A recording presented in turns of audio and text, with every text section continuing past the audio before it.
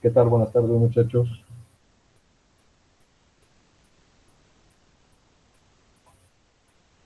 Buenas tardes.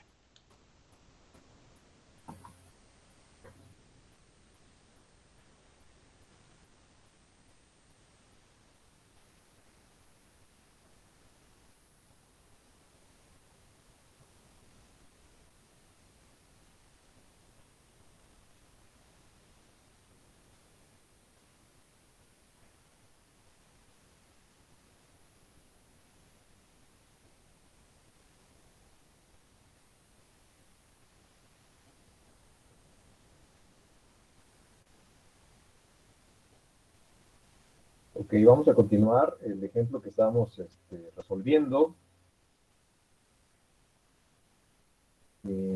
Ya tienen por ahí las notas en pantalla.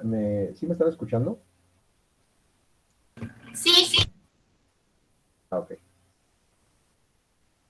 Bueno, entonces, recapitulando un poco el ejemplo que iniciamos en las clases pasadas, recuerden que es un ejemplo de diseño. Se trata de diseñar los elementos de esta conexión eh, y pues nos dan menos información o tenemos menos información que en los ejemplos pasados. Se trata cuando diseñamos, bueno, de tomar más decisiones justamente, ¿no? Recuerden que cuando a ustedes les toque diseñar una conexión o revisarla, sobre todo diseñarla, pues ustedes toman decisiones. No hay una única solución para un elemento estructural. Cada quien puede diseñarlo o puede resolverlo como mejor le convenga o como sea su criterio, ¿no? de solución, siempre y cuando el elemento que están diseñando, bueno, pues cumpla con la seguridad y con la economía. De esto pues, se trata de hacer ingeniería, ¿no? Recuerden que la ingeniería, pues es esa combinación, eh, seguridad, economía y servicio, ¿no? El elemento que estemos diseñando de la estructura que se trate, bueno, pues cumpla con todo eso y que funcione, ¿no? Finalmente, lo que buscamos es que funcione de la mejor manera, siendo seguro y siendo económico. Entonces, no hay una solución única.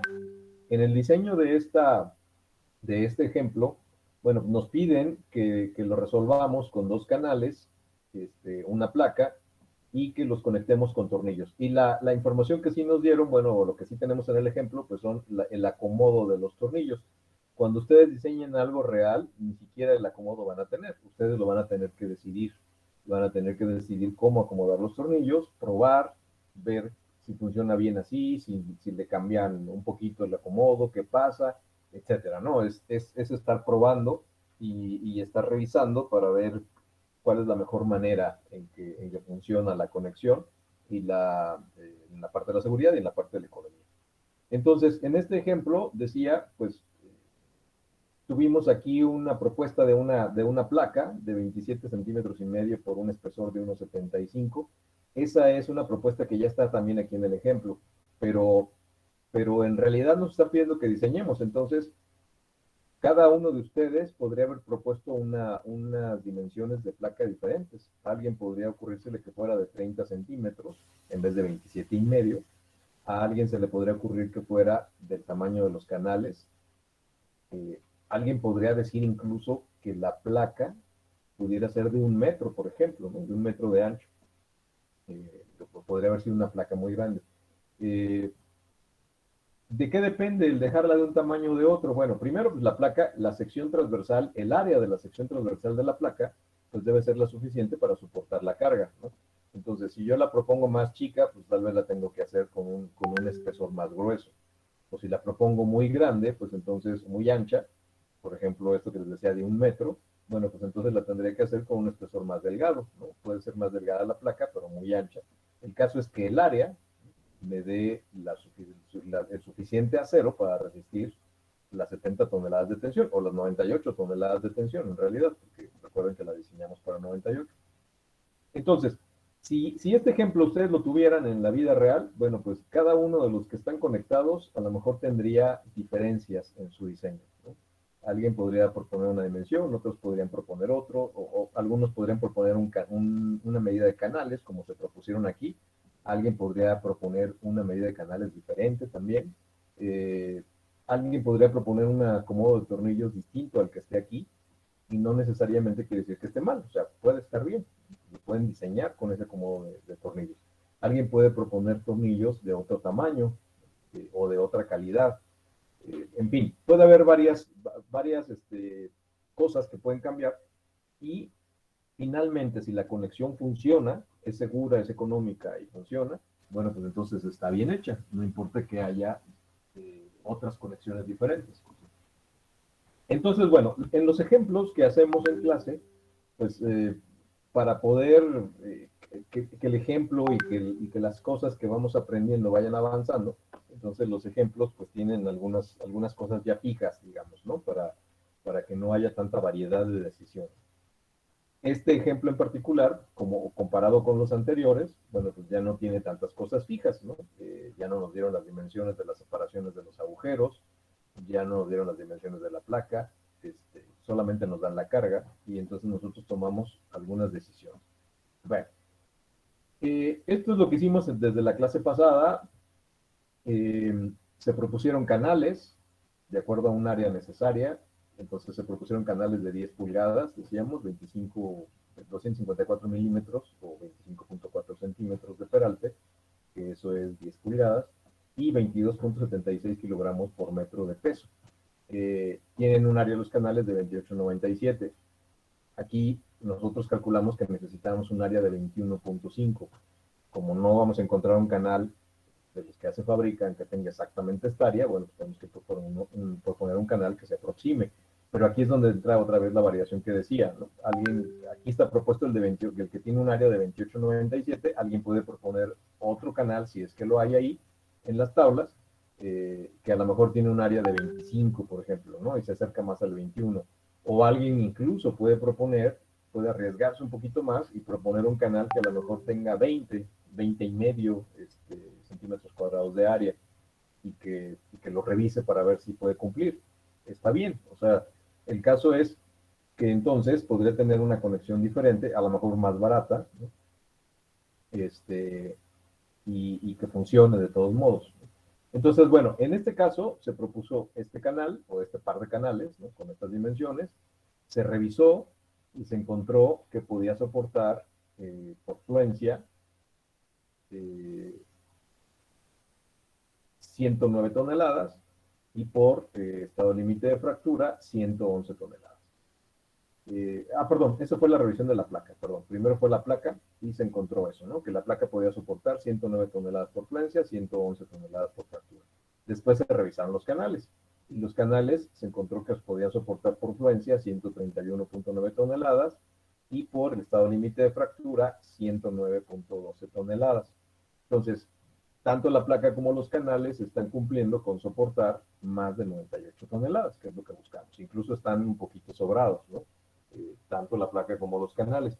Repito, aquí es donde alguien puede decir, si esto lo estuviéramos diseñando en la realidad, pues alguien podría decir, no, yo me regreso y propongo una placa y unos canales más chicos, ¿no? Para no desperdiciar acero. O alguien puede, en su criterio de diseño, puede decir, no, yo los dejo así, me quedo del lado más seguro, y aunque cuesten un poco más. Eh, Recuerden que todos hay límites, ¿no? O sea, tampoco podemos exagerar, porque si se tratara de solamente ir del lado de la seguridad y exagerando, bueno, pues, todo lo podríamos resolver con los perfiles y las placas más grandes, ¿no? Alguien podría decir, no, pues yo de una vez propongo los canales más grandes que hay ahí en la tabla y seguro van a resistir las 98 toneladas, ¿no? A lo mejor resisten 500.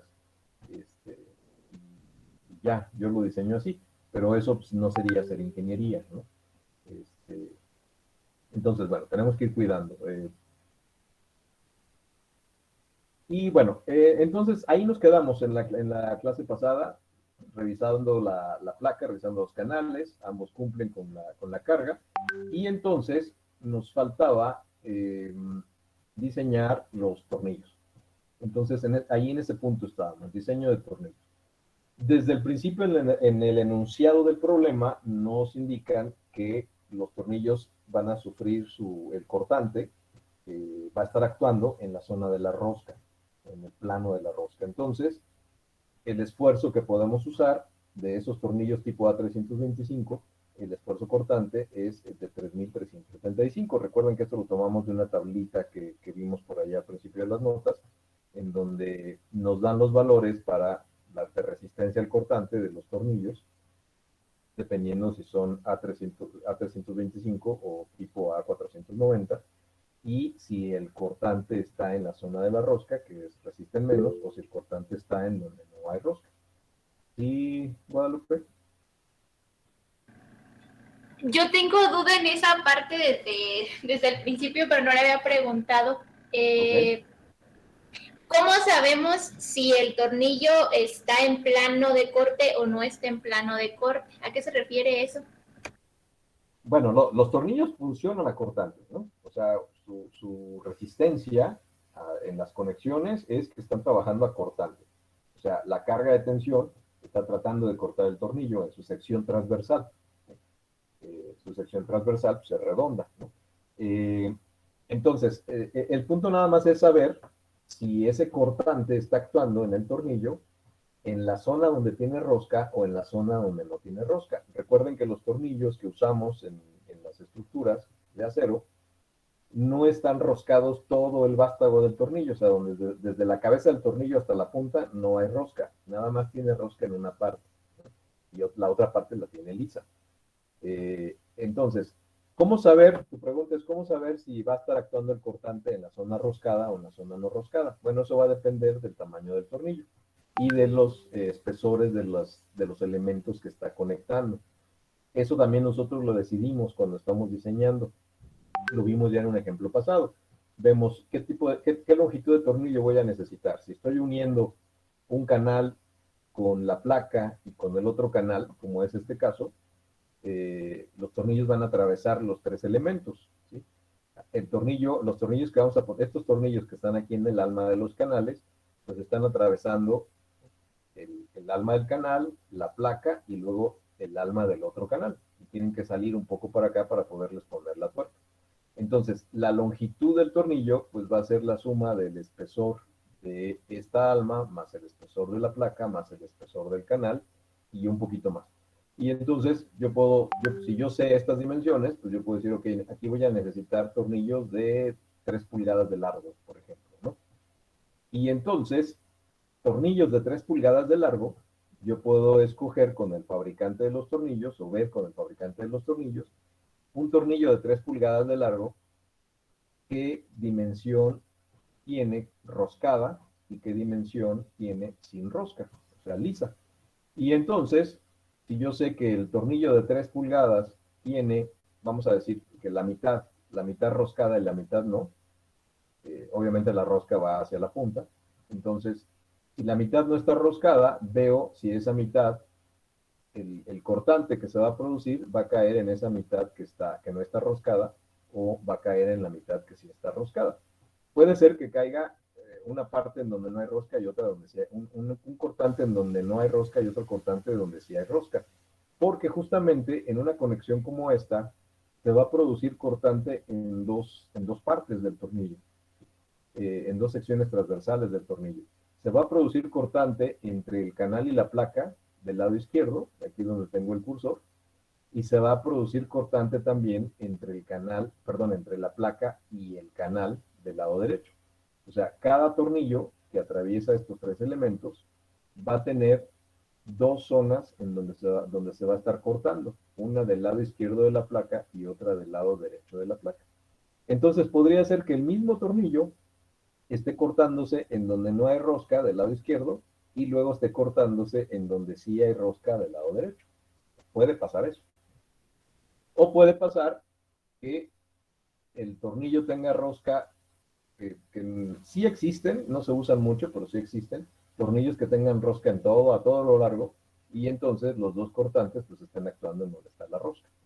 Eso es un poco más el asunto de qué tornillos elijamos o qué tornillos especifiquemos en nuestro diseño, ¿no? Y eso va a depender de la marca del tornillo, del fabricante del tornillo, de cómo los fabrique, qué longitudes tienen, etc. Esos, bueno, son detalles más de comerciales, digamos, ¿no? Sin embargo, claro, los tenemos que saber porque influyen en nuestro cálculo.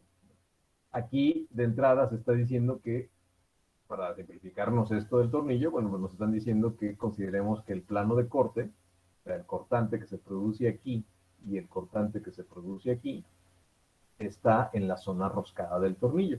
Y eso entonces es lo que hace que usemos un esfuerzo de tornillo de 3375, que es más bajo que el que podríamos usar si no se estuviera cortando en la zona roscada. Si se estuviera cortando en la zona roscada, podría resistir 4200, el tornillo, este tipo de tornillo a 325. Bueno, no sé si me expliqué, Guadalupe. Sí, muy claro. Muchas gracias. Ok.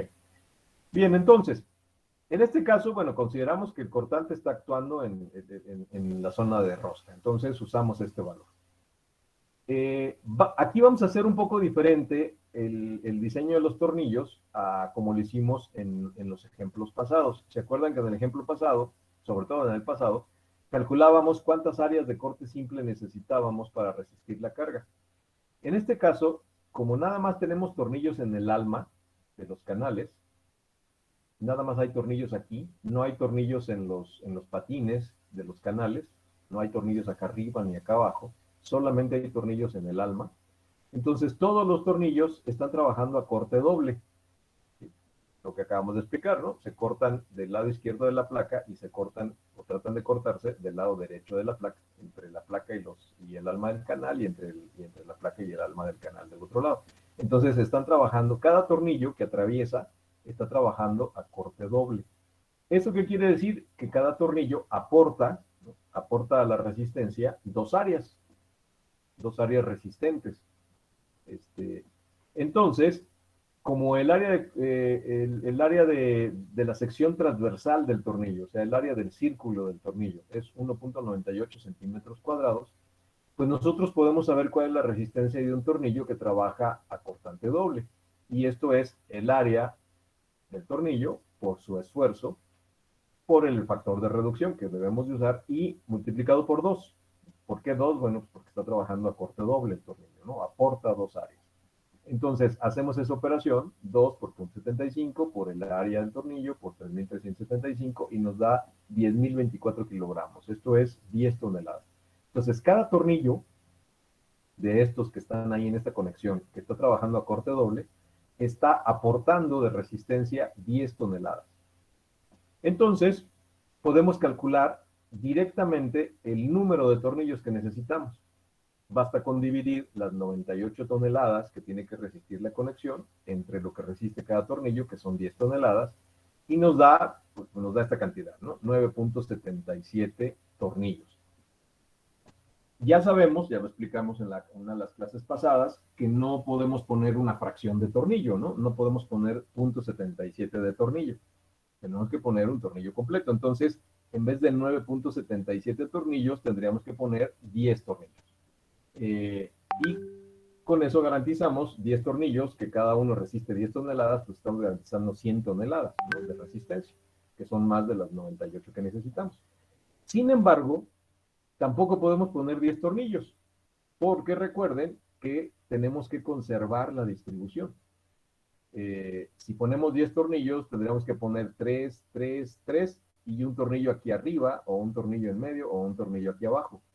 Pero al poner nada más un tornillo solo, en cualquiera de las tres posiciones, para que fueran 10, entonces esto podría provocar que la línea de falla se alterara, ¿no? Que ya no fallara por donde están los tres tornillos, sino que fallara por donde está el tornillo solo y a lo mejor tomando un tornillo, uno de los tornillos de la izquierda. En fin, estaríamos alterando el acomodo, ¿no?, y la simetría. Entonces, lo que hacemos es poner mejor 12 tornillos. En realidad nada más necesitamos 10, pero podemos poner 12. No pasa nada si ponemos 2 tornillos de más, para poder conservar la simetría y poder conservar también el acomodo de las perforaciones, ¿no?, para que no vayamos a alterar la línea de falla. Entonces, terminamos poniendo 12. 3, 3, 3, 3. No pasa nada si ponemos 2 tornillos de más. Y eso es la decisión que se toma, ¿no? 12 tornillos. ¿Qué pasa con los 12 tornillos? Bueno, pues van a resistir más de 100 toneladas, ¿no? 120 toneladas estarían resistiendo en vez de las 98. Bueno, 12 tornillos es la decisión. Después tenemos que revisar, recuerden, el aplastamiento que puede sufrir la conexión, el acero de la conexión, para revisar que esa resistencia por aplastamiento no vaya a ser menor que la carga que se está aplicando, porque entonces la conexión podría fallar por aplastamiento. Y el primer elemento que revisamos por aplastamiento es la placa. Calculamos las longitudes de este acero, o sea, la zona del acero donde se puede aplastar, que es una longitud por el espesor. Lo primero que tenemos que hacer es calcular esa longitud, y calculamos dos longitudes, una longitud LC subíndice 1 y una longitud LC subíndice 2. Recuerden que la LC subíndice 1 es el espacio o la longitud que hay entre el borde del agujero, no del centro del agujero, sino del borde del agujero al borde de la placa, en este caso, porque estamos revisando la placa. Entonces, del borde del agujero al borde de la placa. Es esta longitud que está aquí, este espacio que está aquí, que es el que justamente se puede aplastar, ¿no? Imaginen el aplastamiento de la placa como un arrugamiento, ¿no? Debido a que pues, la estamos jalando, la estamos cargando. Entonces, el tornillo que está aquí, al jalar esto, el tornillo que está aquí, pues va a tratar de aplastar este acero que está en esta orilla, ¿no? En este borde.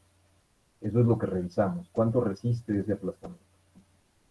Bueno, entonces, calculamos la longitud del S1, que es esta, y que nos da 2.63. ¿Cómo la calculamos? Es muy simple. Tenemos 3,5 centímetros del centro del agujero al borde de la placa, y entonces le restamos la mitad de lo que mide el agujero, 1,75 entre 2, para que nos dé lo que queda entre el borde, no del centro, sino del borde del agujero al borde de la placa. Entonces nos da 2,63. Y la otra distancia es la distancia que hay entre dos agujeros intermedios, ¿no? Que puede ser que es esta distancia de aquí, o esta de aquí, o esta de aquí, o cualquiera de las de abajo. O sea, entre dos agujeros, entre dos tornillos. ¿Cuál es la distancia de borde a borde?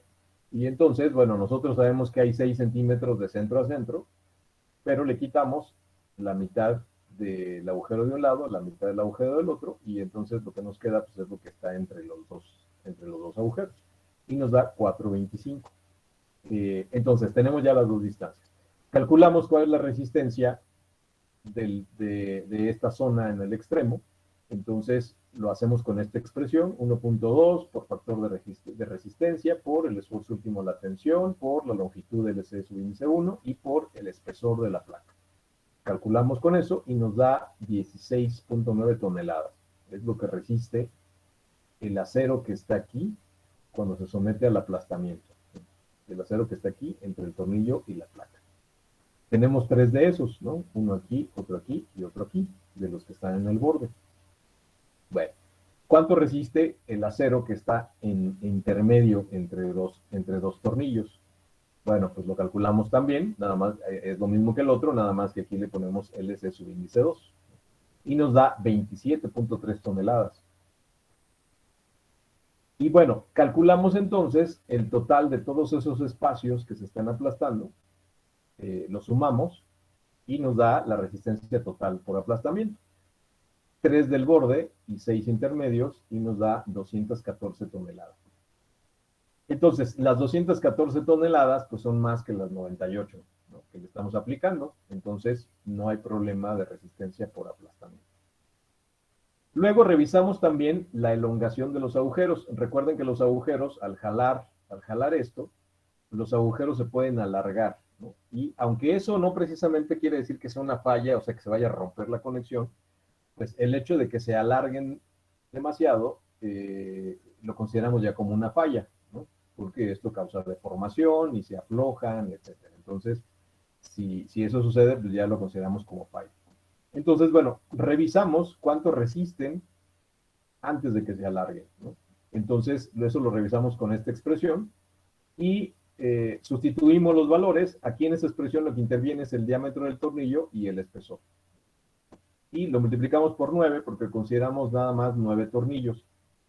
Recuerden, pusimos 12 finalmente en la conexión. pero originalmente los que necesitamos alineados, pues nada más son 9. Entonces, por eso estamos poniendo aquí nada más 9. Ustedes lo pueden hacer con 12, no pasa nada, son los 12 que finalmente se pusieron. ¿Qué va a pasar? Porque esto todavía va a crecer más, ¿no?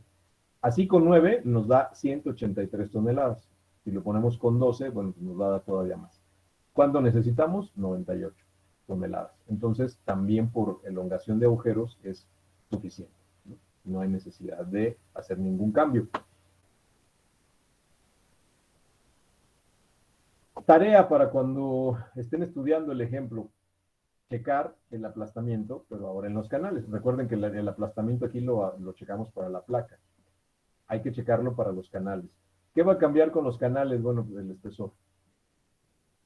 Es lo que va a cambiar nada más. El espesor. Y entonces, bueno, hay que checar cuánto les da de aplastamiento, considerando los canales. La elongación de los agujeros ya no lo necesitan, bueno, sí lo pueden recalcular porque también cambia el espesor, ¿no? Ya no es el espesor de la placa, ahora es el espesor del alma de los canales.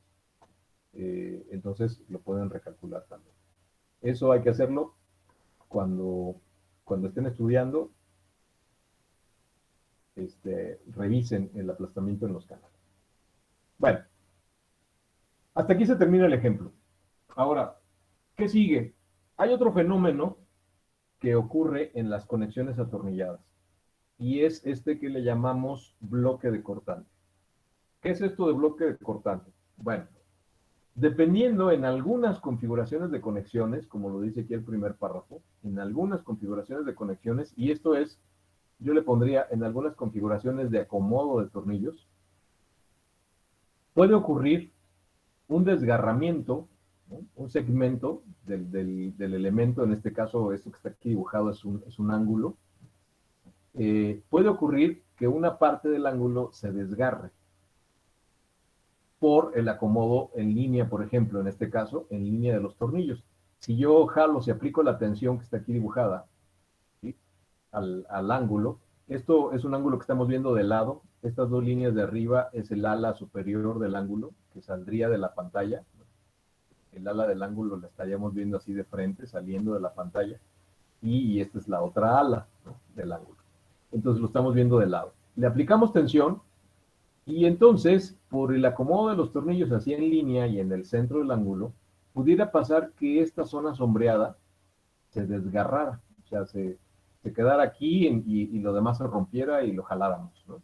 Entonces, puede suceder eso y por lo tanto tenemos que revisar que eso no pase. ¿Qué es lo que se opone a que eso suceda? Bueno, pues lo que se opone es el bloque de cortante, justamente. Este bloque, para que se desgarre, pues tenemos que vencer el cortante que se produce aquí en la línea horizontal. O sea, la resistencia al corte de esta cantidad de acero que está entre el borde y el primer agujero, luego la cantidad de acero que hay entre estos dos, la cantidad de acero que hay entre estos dos y la cantidad de acero que hay entre estos otros dos. Entonces, se tendrían que romper por cortante el ángulo, ¿no?, en estas cuatro, 1, 2, 3, 4 zonas. Pero también, para que la zona sombreada se quedara ahí, también se tendría que romper en esta línea. Nada más que esto ya no se rompería por cortante, sino por tensión, porque si se fijan, la línea de la carga sigue siendo la misma, ¿no? Entonces, esta parte horizontal se tendría que romper por cortante, sería la superficie de corte, y esta otra se tendría que romper por tensión. Esta área que tenemos aquí de acero se tendría que romper por tensión y le llamamos superficie de tensión. Entonces, para que esto se desgarrara, pues tendríamos que vencer la resistencia por cortante más la resistencia por tensión.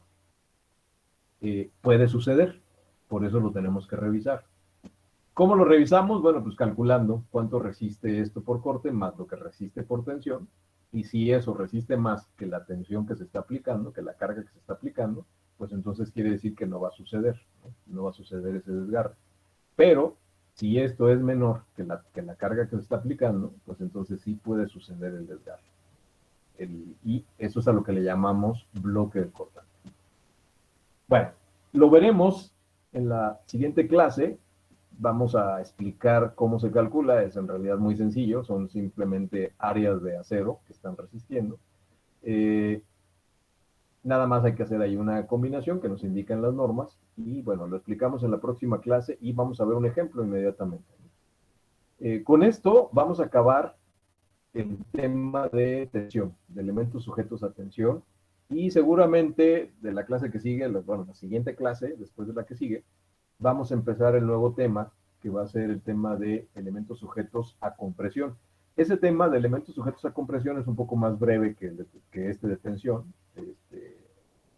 Lo vamos a ver más rápido. Y con eso, con esos dos temas, recuerden que desde el principio del curso dijimos que eran los dos temas que íbamos a ver en el curso, tensión y compresión. Y con eso vamos a terminar. Las clases creo que se terminan como por el 6 de diciembre. Entonces, vamos a alcanzar perfectamente a ver el siguiente tema y hacer algunos ejemplos. Recuerden que tenemos que hacer un examen parcial. Entonces, terminando esto de tensión, vamos a programar ese examen parcial para que tengan por lo menos 2 exámenes, ¿no? Para poder promediar su calificación, un parcial y un final. Entonces, bueno, se los comento porque es tiempo de que ya le empiecen a echar un vistazo a todas sus notas desde el principio y que todas las dudas que les vayan saliendo aprovechen a preguntarlas antes de que ya estemos en el otro tema, porque cuando ya estamos hablando del tema de compresión ya no nos vamos a regresar a tensión. Entonces es momento de que ya le vayan echando un vistazo y que las dudas que vayan saliendo todavía las pregunten en la clase que sigue y si es necesario en la siguiente, pues en la siguiente, pero luego ya cuando ya estemos muy metidos en el tema de compresión, pues ya no nos vamos a regresar al tema de tensión. ¿De acuerdo? Muy bien. De acuerdo, Inge. Muy bien, pues aquí dejamos la clase entonces. Nos vemos en la siguiente. Que tengan buen resto del día. Gracias. Igualmente, ingeniero. Pues, Gracias. Nos vemos.